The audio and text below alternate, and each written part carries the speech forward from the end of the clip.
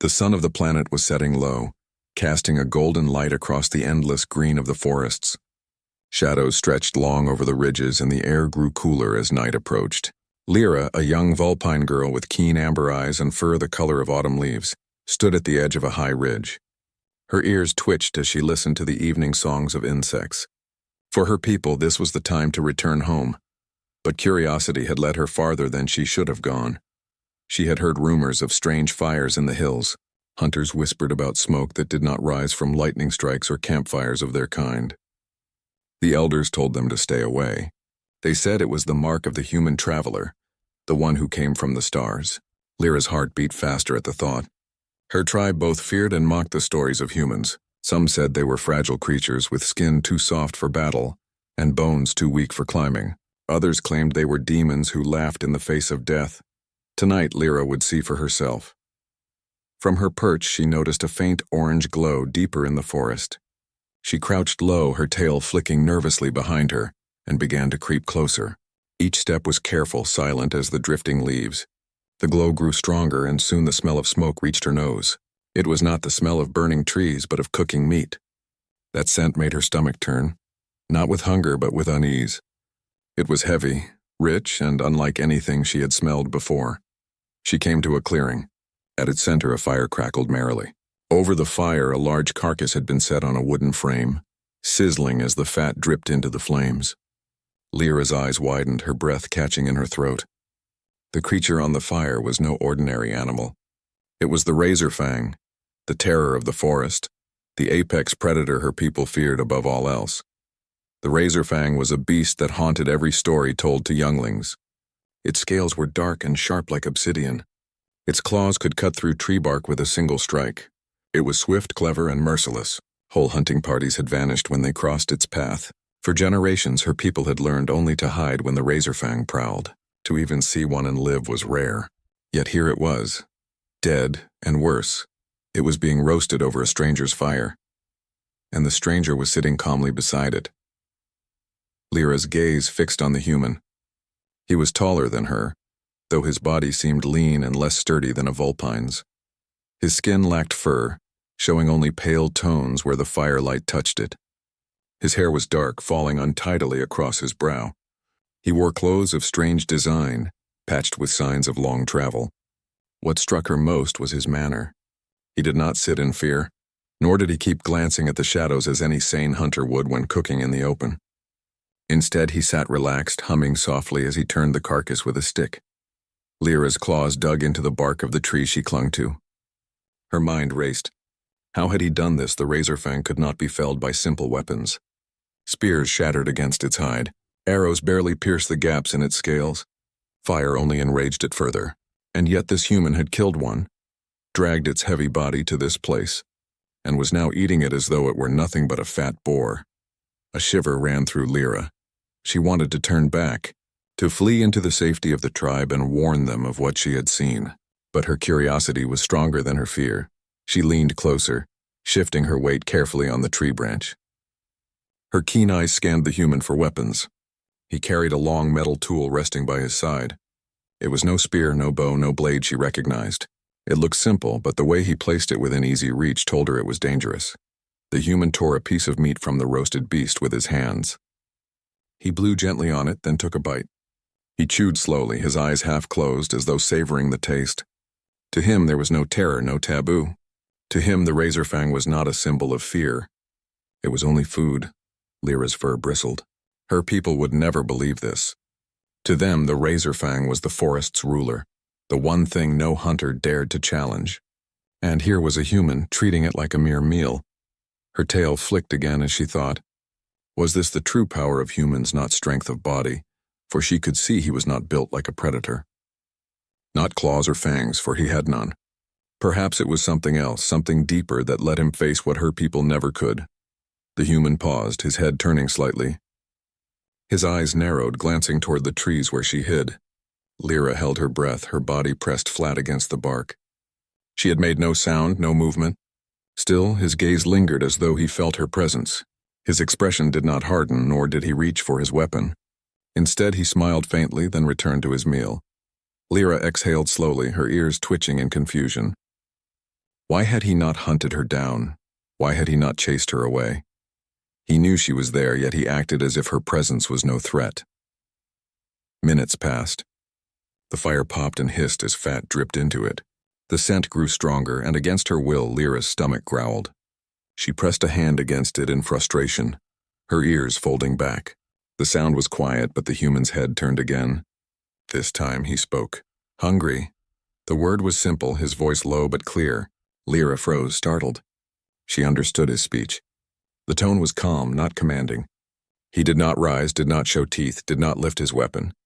He simply gestured to the roasted meat. Her heart pounded. Every instinct told her to run, to vanish into the trees and pretend she had never seen this. Yet her legs would not move. The human had killed a razorfang. If he wished her harm, she doubted she could escape.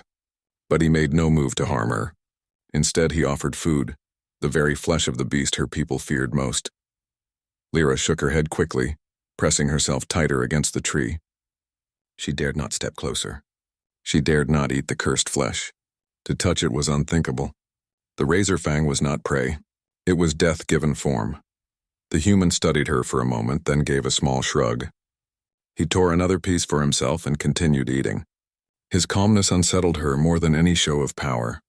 To him, the act of slaying and eating the razorfang was ordinary. The sky darkened further. Stars began to prick the horizon, and the forest grew alive with night calls. Lyra remained hidden, watching silently as the human finished his meal.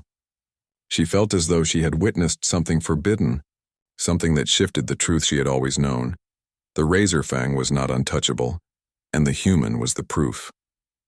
Lyra stayed until the fire dimmed, and the human lay back on the grass, folding his hands behind his head as though he feared nothing in the night. She slipped away into the shadows, her mind filled with questions she could not answer. Her people would never believe her, but she had seen it with her own eyes. The human had eaten the predator that ruled their world. The night forest was alive with sound. Insects hummed in steady rhythm. Birds gave sharp calls before settling in their nests. Somewhere deeper in the shadows, a long howl echoed, rising and fading like wind through a canyon. Lyra walked quietly between the trees, her tail brushing the grass behind her. Every step carried both fear and excitement. She had left the clearing hours before, but her thoughts had not left the human. She could still see the firelight in her memory, still smell the heavy scent of roasted meat, still hear the calm way he had spoken a single word to her. Hungry. Her tribe would call her foolish for staying near such a being. The elders warned often that humans were strange, careless with danger, reckless with life. Yet they also whispered that humans had something no other creature carried. They did not stop. They did not accept limits. Now Lyra had seen proof with her own eyes. The razorfang was the predator that ruled her people's fears. To face it was death. To kill it was unthinkable. To eat it was against everything her people believed. But the human had done all three in one evening, with a calmness that made her fur prickle. When dawn came, Lyra had not slept. She returned to the ridge above the clearing, her eyes red with wakefulness. The fire below had turned to ash. The human sat near it, repairing something with quiet focus. Lyra crouched low, peering through the leaves. The tool in his hands looked strange. It was part metal, part wood, built with sharp angles and smooth lines. He worked with patience, adjusting small pieces, sliding them back into place, testing their movement. Lyra's ears twitched as she tried to guess its purpose. It was not a spear. It was not a bow. It was not any hunting tool her tribe used. Her mind raced. Had this tool slain the razorfang? Was it some secret weapon from the stars? If so, then the stories about humans being fragile were wrong. They were not weak. They carried knowledge and tools that changed the balance of power. The human paused, as though sensing her eyes on him again. He looked around the trees, his gaze sweeping slowly, then stopped. His eyes lifted toward her ridge. Lyra pressed herself flat against the ground. She held her breath, her heart pounding. She waited, certain that this time he would come after her. Yet he did not move. Instead, he gave a faint smile and returned to his work. The calmness of that act frightened her more than anger would have. Hours passed. The human packed his belongings, tied the razorfang's hide into a bundle, and began walking through the forest. Lyra followed at a distance, careful to remain hidden. She knew she should return to her tribe, but her curiosity chained her steps to his trail. The human walked with strange confidence. He did not slink between shadows like her people. He did not pause often to listen for danger. Instead, he walked steady and direct, as if the forest itself could not threaten him. Twice Lyra saw movement in the undergrowth. Smaller predators tested the air, smelled the human, and slunk back into the darkness. Even they seemed to sense something different about him. By midday, the human stopped near a stream. He knelt, washing his hands and face, then filled a strange vessel with water. Lyra watched him drink, then scatter crumbs of dried food into the stream as if offering thanks. Her ears twitched again. This was no wild beast. He was a traveler with customs, a creature who acted with intention. Still, one thought returned again and again in her mind. How did he kill the razorfang? Lyra had seen hunters throw entire parties against one beast and fail. Claws ripped shields apart. Teeth crushed bone in a single bite. Even fire arrows from the tribe's bravest warriors had only enraged the monster. The razorfang was terror given form. No single hunter could face it and live. Yet this human not only faced it, but made it into supper. The idea shook everything she believed. The human sat by the water, pulling out a small device. It was made of black stone and silver lines with a faint glow when he pressed it. He stared at it for a while, frowning slightly, then slipped it back into his pack. Lyra tilted her head, curiosity burning. Her tribe had no such things. They had bows, spears, blades of stone and steel, and fire carried on torches, but this man carried the tools of the stars. What else could he do? What else did he know? She thought of the look in his eyes when he offered her food. He had no fear. He had no anger. He had no hesitation. It was as if he looked at her not as prey or rival, but as another being, equal enough to share a meal. That thought unsettled her more than any weapon. The forest around them grew quiet as evening returned. Lyra felt her steps grow heavier. Should she keep following? Should she return to her people? Her heart battled with her mind. She was afraid. She was also fascinated. She remembered the words of the elder. The human is not strong in body, but strong in spirit. That is why they are dangerous. Now she wondered if dangerous was the right word. Perhaps humans were not only dangerous. Perhaps they were something greater. The human made camp again as night fell. This time he set snares in the trees and dug a small pit with sharpened stakes. Lyra watched every motion with keen eyes, storing the knowledge. The traps were simple but clever. If a predator charged into the clearing, it would be caught or wounded before it reached him. He was not careless, she realized. He was careful in a way her people did not understand. He looked calm, but every action prepared him for survival. When the fire was built, he pulled out strips of dried meat. He ate slowly, then leaned back against a log. His gaze lifted to the stars above the canopy. For a long time he sat silent, watching the sky as if remembering something far away. Lyra stayed hidden in the branches, her own eyes drifting upward. She had always loved the stars. They seemed endless, shining like silver dust across the black sky. Her people told stories of the spirits that lived there, but now she knew the truth was different. The human had come from there. Somewhere among those lights was his home. Her heart filled with questions. Did all humans eat razorfangs? Did all humans fight beasts stronger than themselves? Were they all travelers who crossed between worlds? Or was this one different? Was he braver than the rest? She did not know. But she knew this. She could not turn away. The human closed his eyes, his breathing steady as he drifted into rest. The firelight flickered across his face, and his strange weapon rested within reach of his hand. Lyra stayed in the shadows, sleepless, her thoughts restless. She feared him. She feared what he represented. Yet she also felt a spark of something else. Curiosity. Wonder. For the first time in her life, she questioned the truths her people held. Maybe the razorfang was not untouchable. Maybe danger itself was not what she thought it was. Maybe the human was showing her that the world was wider, stranger, and more possible than she had ever believed. Morning came slowly to the forest. Pale light crept between the branches, turning the dew on leaves into tiny sparks of silver. Birds began their calls, shaking the silence of the night. Lyra remained crouched on a thick branch high above the clearing. She had not closed her eyes all night.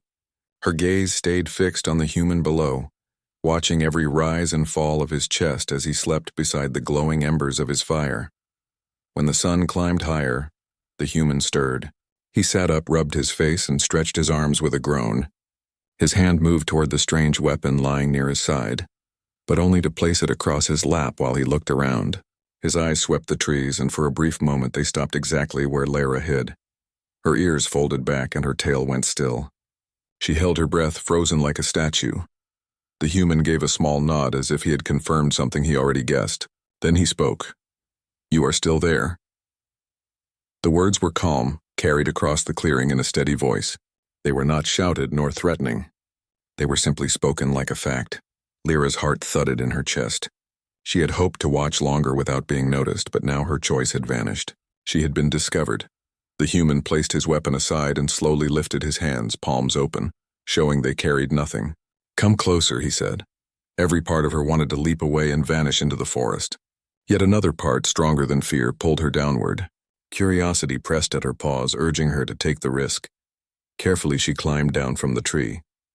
Her claws scraped softly on bark, and her tail balanced her until she landed lightly on the ground. She stayed close to the shadows, her body tense, her ears flicking in every direction for danger. The human did not move. He sat cross-legged, waiting with the same calm she had seen before. Lyra stepped closer, her feet silent on the forest floor. When she was only a few paces away, she stopped, crouching low with her muscles tight, ready to spring away if he made a sudden move. The human smiled faintly. "My name is Aaron," he said. His voice was gentle, but it carried weight. "What is your name?" Lyra's throat felt dry. Speaking to him felt unnatural, almost forbidden, yet she managed to whisper. Lyra. Aaron nodded slowly, as though tasting the sound of her name. "Lyra, a good name." She tilted her head, confused. "Why do you call it good?" "Because it belongs to you," Aaron answered simply. His words made no sense to her, yet his tone held no trick, no mocking. He spoke as if it were the most natural truth. Lyra's eyes flicked to the bundle of razor-fang hide near the fire. Her voice trembled as she asked, "You killed it alone?" How Aaron looked toward the hide, then back to her. "With thought, with patience, with the right strike at the right time? That beast cannot be killed," she said firmly, her tail lashing behind her. "My people fear it. Even hunters in groups do not return. Yet you sit here and speak of it as if it were no more than a deer."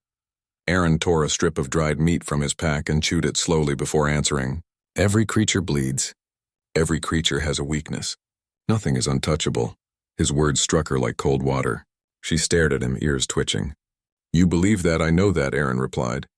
"Your predator was dangerous. But it was not the first I faced, nor will it be the last. Where I come from, there are beasts far larger. Teeth like trees, wings like storms. If we did not find ways to overcome them, we would not live. So we learned. We adapted.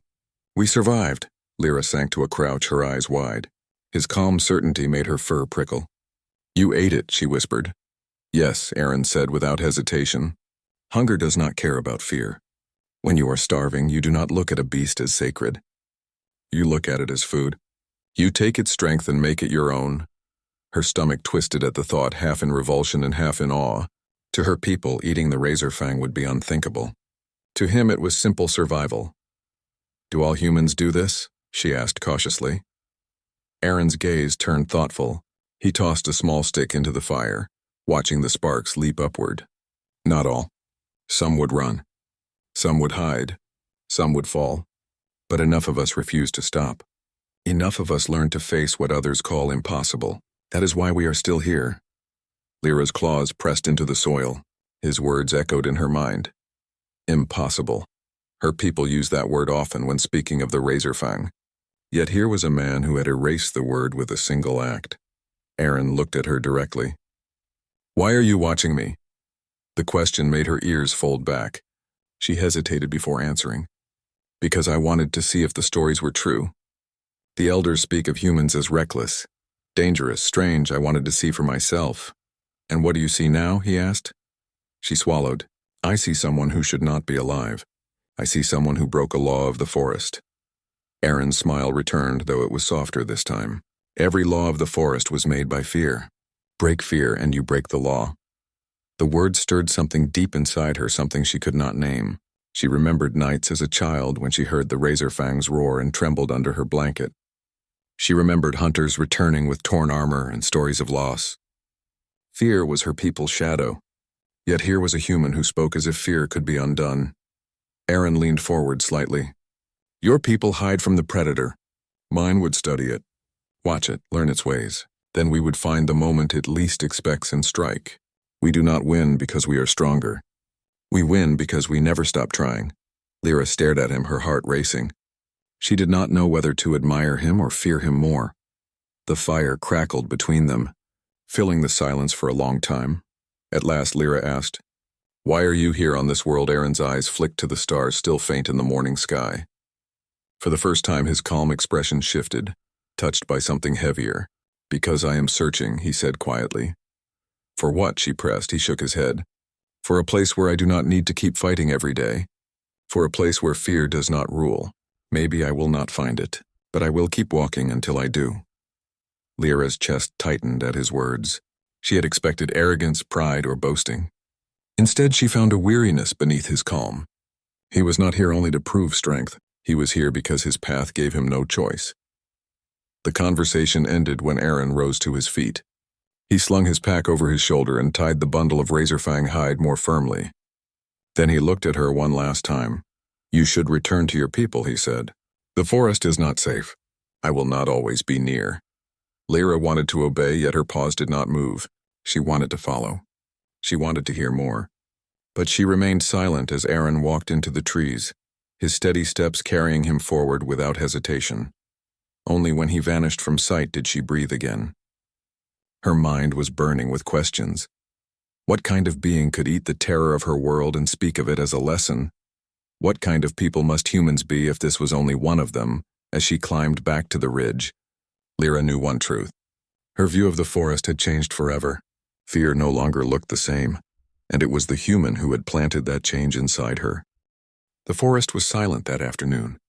Even the birds hushed their songs as clouds gathered above the treetops.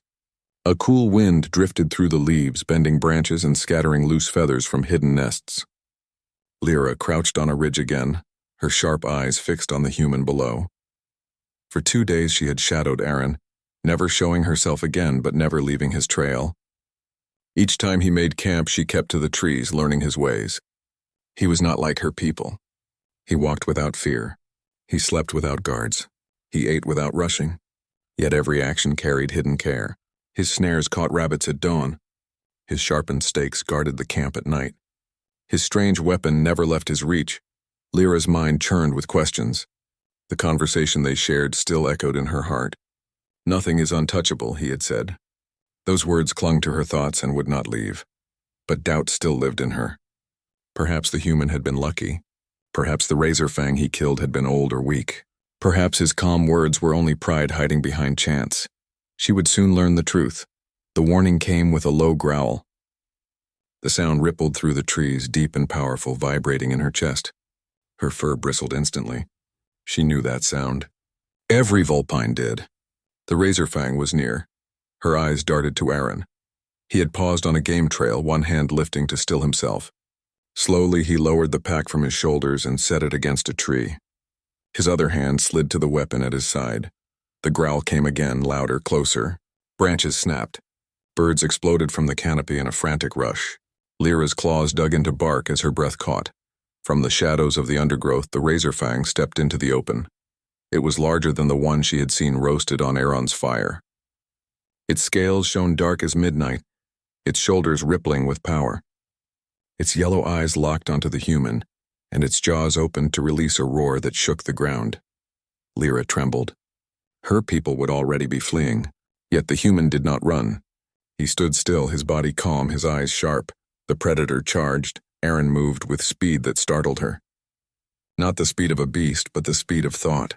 He leapt sideways, rolling as the razorfang's claws tore a deep gash into the earth where he had stood. Rising smoothly, he darted between trees, forcing the monster to twist its huge frame after him. He did not strike immediately. Instead, he drew the beast deeper into the thicket, where the trees grew close and the ground was uneven. The razorfang snapped its jaws, splintering wood as it tried to crush him. Aaron dodged, always staying just beyond its reach. Lyra's eyes widened. He was not stronger. He was not faster. He was clever. He chose the place of battle, guiding the predator into disadvantage.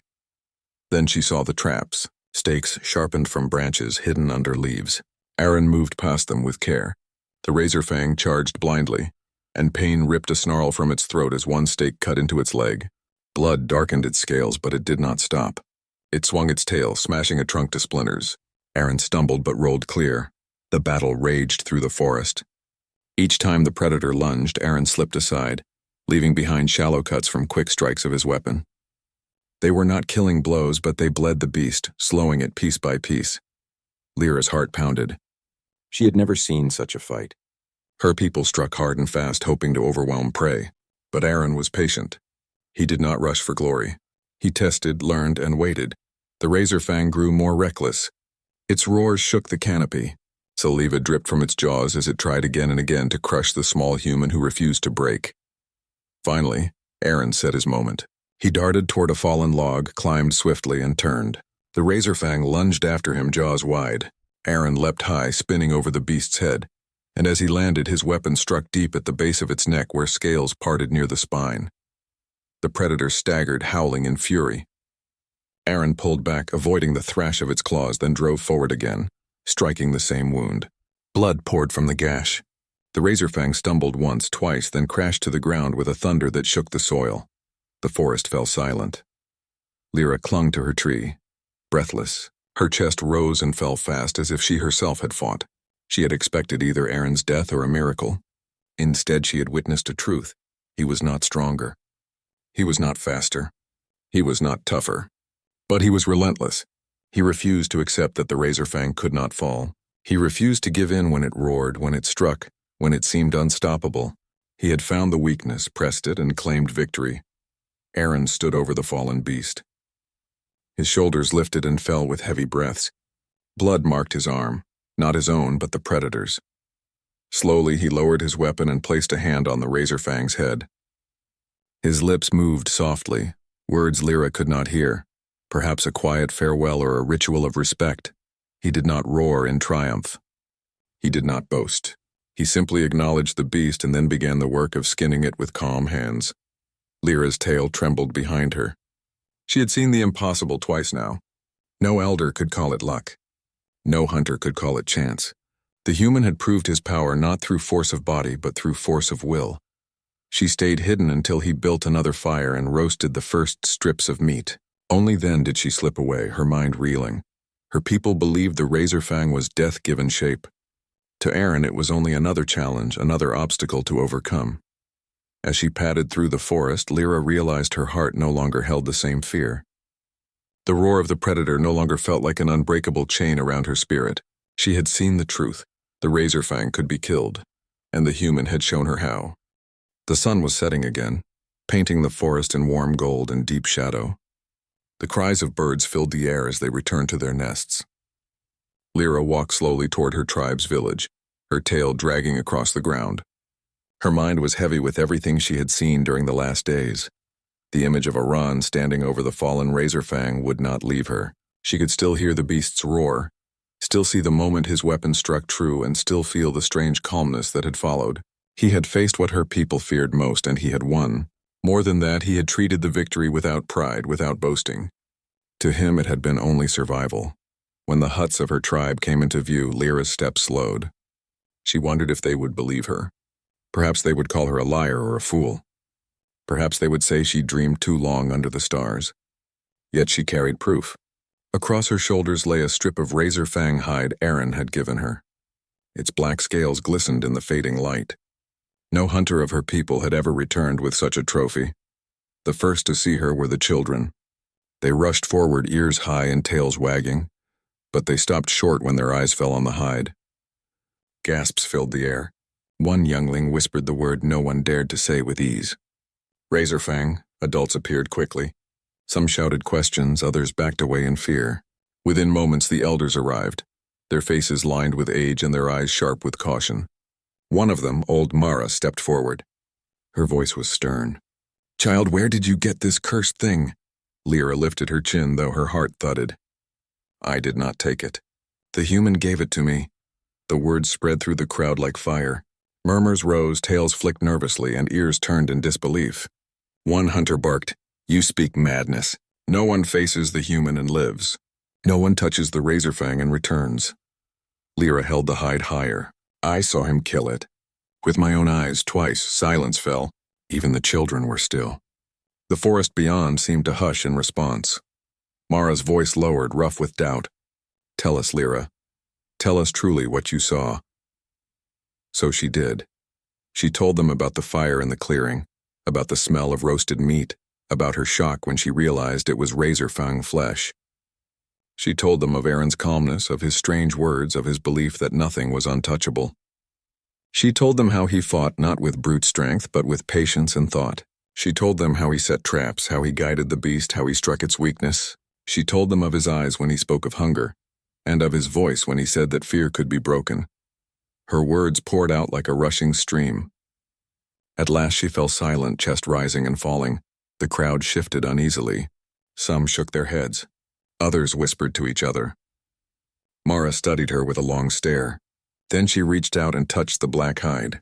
Her fingers pressed against the scales, testing the truth. At last she spoke. It is real. Gasps broke from the tribe. Hunters muttered in disbelief. Mothers pulled their young close. Yet no one could deny what their eyes saw. The hide was real. The story, impossible though it seemed, carried weight now. One hunter growled, "If it is true, then the human is a danger beyond measure. If he can kill what we fear most, what can stop him from killing us?" Another argued, "Or perhaps he is a blessing. If he can do what we cannot, perhaps we should learn from him." Voices clashed, rising louder with each moment. Fear battled against hope in the hearts of the tribe. Lyra stood silent. She did not argue. She only remembered Aaron's calm face and steady words. Nothing is untouchable. The debate lasted long into the night. In the end, the elders gave no command. They dismissed the people with heavy words. The forest is changing. We must watch. We must learn. Lyra returned to her hut with the hide still across her shoulders. She lay awake staring at the roof of woven branches. Sleep would not come. She thought of Aaron again, walking into the forest without hesitation, carrying his pack and his weapon, his eyes on the stars. She realized something then. The human was not only strong, he was free. He did not bow to fear as her people did. He did not let the roar of the razor fang decide his path. He walked where he wished. He faced what others fled. He made the world bend to his will instead of bending to the world. For the first time in her life, Lyra felt the weight of her own fear. She saw it for what it was, not protection but a cage. In the days that followed, the tribe watched her carefully. Some avoided her as though she carried a curse. Others asked quiet questions, hungry to hear more of the human. The hide she carried became both proof and burden, proof that change was possible. Burden because it challenged every old belief. One evening, Mara called her to the council fire. The elder's eyes gleamed in the glow. "Child," she said, "you have seen what no one else has. You have walked close to danger and returned. Tell me honestly, what do you feel about this human?" Lyra thought for a long moment before answering. Her voice was steady. "I feel fear, but I also feel hope. If he can kill the razor fang, then perhaps our people can learn to do the same. Perhaps fear does not need to rule us." Mara studied her closely. Then the old Vulpine gave a rare smile. "Perhaps you are right. Perhaps the forest is wider than we ever believed." From that night onward, Lyra carried new weight. She was no longer only a curious girl. She was the one who had seen the truth. Weeks passed. Sometimes at night she would climb to the ridge and stare at the stars. She wondered where Aaron was. If he still walked the endless forest trails. If he still faced predators with the same calm strength. She wondered if all humans were like him or if he was only one among many. She did not know, but she knew this. Her world had changed. The razor fang was no longer a shadow over her people. It was proof that fear could be broken, and it was the human who had shown her the way.